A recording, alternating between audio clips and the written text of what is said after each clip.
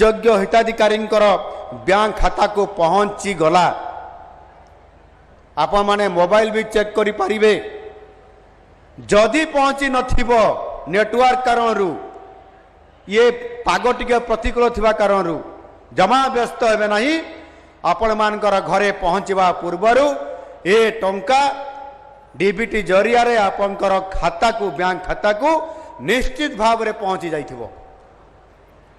व्यक्तिगत भावे मु निजकु सही भाई परी भाबुछि जी निज भौणी को आज दिन में किसी उपहार दे थाए ओडिशार शासन मुख्य भाव ए कार्य संपादन करी मते एक भाईर कर्तव्य संपादन करिवार ये स्वतंत्र अनुभूति आज होउछि।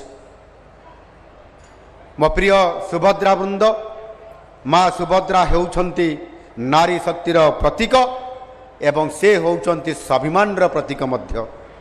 केवल जगन्नाथ संस्कृति रे ही आपण माने देखिबे को पाइबे जे मुख्य गर्भगृह रे भाई भौणी बसी पूजा पाउछंती एकत्र भावरे सेति पई आमे ए योजनार नाम सुभद्रा योजना देइथिलु एवं आपण माने हेउछंती आम पई समस्ते जणे जणे सुभद्रा सुभद्रा भौणी एवं माँ माने।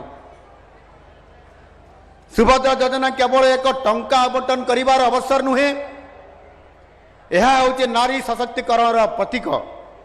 आपण माने प्राय 24 वर्ष है नारी सशक्तिकरण स्लोगान आम सरकार आसबार पूर्वरु गत 24 वर्ष धरिक शुणुले आई सशक्तिकरण मॉडल थिला प्रत्येक स्वयं सहायिका गोष्ठी मानंकु एसएचजी मानंकु महिला एसएचजी मानंकु किछि ऋण प्रदान करिबा रिवॉल्विंग फंड आकार रे किछि ऋण प्रदान करिबा ये केवल गोटिए ही ये सशक्तिकरण गोटिए संज्ञा थिला। किंतु सशक्तिकरण असल महत्व असल संज्ञा हला निजे निज पाई निष्पत्ति नबार अधिकार प्राप्त हेबा जहा कि गत 2 वर्ष मध्यरे आम सरकार अर्थात लोकंकर सरकार आसिला परे आज एक सशक्त महिला निज परिवार स्तर रे सामाजिक स्तर निज निष्पत्ति नबा पाई स्वतंत्र होई पारिले ही सशक्तिकरण प्रकृत लक्ष्य ये निश्चित भाव में हासिल करिपारिबो। आज आम सरकार ताको हासिल कराइबा पाई आपण मानकु ये शक्ति प्रदान करि आसुछंती। यही सशक्तिकरण केवल किछि ऋण टंकार संभव नुहे प्रकृत सशक्तिकरण सेते बेले हेबो जेते बेले जड़े नारी सामाजिक राजनैतिक एवं आर्थिक स्तर में आत्मनिर्भर हो पारिबो। आम सरकार रेल रणनीति को नहीं प्रथम दिन ही ये कार्य करुछंती कारण आम पाई महिला सशक्तिकरण एक केवल स्लोगान ये नुह ये केवल राजनीति मध्य नुहे यह राज्यर अधा जनसंख्या प्रति ये होची आमर प्रतिबद्धता। आर्थिक स्तर में महिला सशक्तिकरण करने पाई प्रथम कैबिनेट रे सुभद्रा योजना संपर्क रे प्रथम आम सरकार शपथ पाठ उत्सवर गोटे घंटा पर ही निष्पत्ति निया जाइतिला जहाकु कि देशर यशस्वी प्रधानमंत्री माननीय नरेंद्र मोदी जी परवर्ती पर्याय रे तांकर जन्म दिवस रे अर्थात 2024 सेप्टेम्बर 17 तारीख दिन निजे ओडिशा को आसी ओडिशार भुवनेश्वर रे ताहार शुभारंभ करथिले। आज मु मने पकई देबा पई चाहूची एवं सेथिपाई गोटे किस्ती सेते बेले आरंभ होइतिला माननीय प्रधानमंत्री जी शुभारंभ करथिले तापर द्वितीय किस्ती तृतीय किस्ती चतुर्थ किस्ती एई बड़ी भाव में सारा ओडिशार विभिन्न अंचल को गस्त करी जिला को जाई आज पंचम किस्ती रे मोर मने हैला मु कहली आमर उपमुख्यमंत्री सुभद्रा भौणी प्रभाती परिडा महोदया को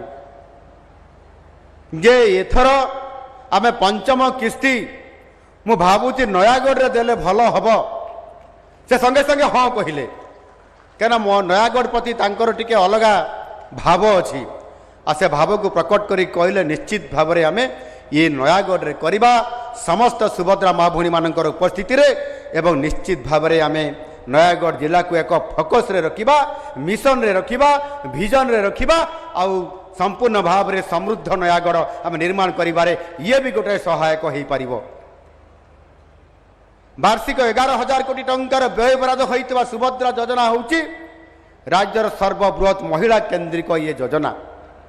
एथिरे आपण 5 वर्ष रे 50,000 टंका पाउछंती। दुईटी किस्ती को प्रति वर्ष राखी पूर्णिमा एवं अंतर्जातीय महिला दिवस रे ये जो प्रत्येक दिन अच्छी से दिन मानक आम आपण मान सम्मानित करुचु, साहाय्य करुचु, प्रदान करुचु अर्थराशि। आनंदर विषय जे सुभद्रा योजनार हिताधिकारी माने यही सहायता को व्यक्ति भाव खर्च न करी व्यवसाय किंवा उत्पादक उपयोग भाव व्यवहार कर आसुचंती। IIM Sambalpur, Indian institute of management Sambalpur परि प्रतिष्ठित अनुष्ठान एक सर्वे जना पड़ी जे प्राय 80% महिला सुभद्रा अर्थ को दीर्घम्यादी आर्थिक सुरक्षा और विकास पाई समाने नियोजित करुछंती ये सुभद्रा अर्थ को। एथिरु 25.52% महिला व्यवसाय आरंभ करी सुभद्रा अर्थ व्यवहार करिछंती। अनुसूचित जातिर महिला मध्य एही हार 30.25%, यह सहित 63.9% महिला निजे आर्थिक निष्पत्ति नेउथुबा एवं 65% महिला निजर आर्थिक स्वाधीनता बढ़ी बोली ए सर्भेरु जना पड़ी। 98% महिला आर्थिक दृष्टिकोण सशक्त अनुभव करुथुबा ये कथा मध्य सेमाने स्वीकार करिसंती। 87.19% हिताधिकारी सुभद्रा को अत्यंत उपयोगी बोली सेमाने मध्य मत प्रदान करिसंती। ये सर्वे रिपोर्ट कहूची IIM संबलपुर सर्वे रिपोर्ट कहूची। सही भरी आउ गोटे सर्वे रिपोर्ट मध्य आसीची आम पाखक हस्तगत हेची निकटरे, ताहा होची आमर स्टेट बैंक ऑफ इंडिया अर्थात स्टेट बैंक रो ये सर्वे जना पड़ी सुभद्रा हिताधिकारी कर मासिक हाराहारी अकाउंट बालांस रे प्राय 45% वृद्धि घटी एवं मासिक खर्च रे प्राय 28% वृद्धि घटी।